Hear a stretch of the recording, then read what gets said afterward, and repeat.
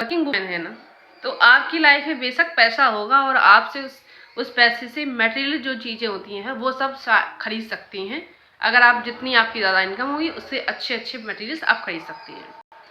और जब आप मटेरियल खरीद लेती हैं, जो आपकी ज़्यादातर प्रॉब्लम जो है ना वो मटेरियल वर्ड से ही जुड़ी हुई हैं, ये बात है, तो वो क्या होता है हमारी काफ़ी हद तक प्रॉब्लम सॉल्व हो जाती हैं। लेकिन जो जैसे अब हमारे समाज में अभी इतनी एजुकेशन की या महिलाओं को लेकर के इतनी ज़्यादा प्रोग्रेस नहीं हुई है कि सारी महिलाएं ही वर्किंग हों, है ना, और कुछ चूज़ भी करती हैं अपनी मर्जी से, है ना। तो जब आप ऐसे ग्रुप में जाएंगे जैसे कहीं भी पार्टी वगैरह में, और जो वर्किंग वुमेन होती है ऑब्वियसली उसकी लाइफ बिजी होती है, क्योंकि अभी भी औरतों को घर का काम और बाहर का काम दोनों संभालना पड़ता है। बेशक उसके हस्बैंड सपोर्ट करते हों,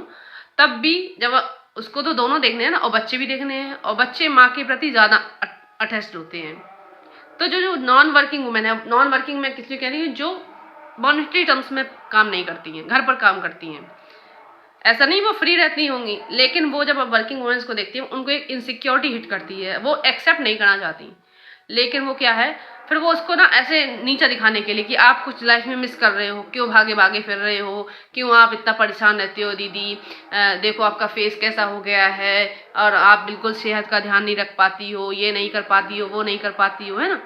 उसको नीचा दिखाने की, उसको डिमोटिवेट करने की, ताकि वो फ्रस्ट्रेटेड होकर के और सच बोले, सच तो बात है,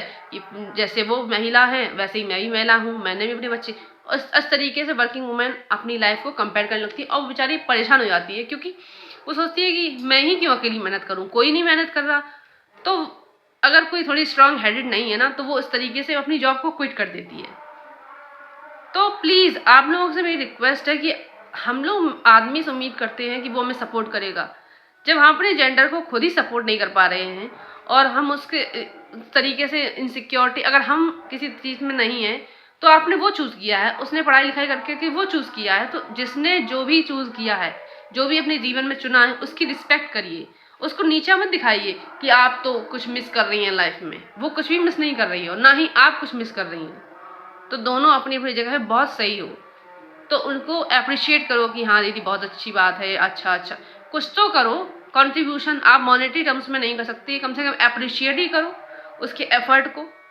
और सिर्फ महिलाओं से ही, क्योंकि हम दूसरे जेंडर से एक्सपेक्ट करें उससे पहले है कि हम अपने जेंडर को खुद सपोर्ट करें। तो आपको मेरी ये बात कैसी लगी, आप लोग मुझे कमेंट सेक्शन में ज़रूर बताना।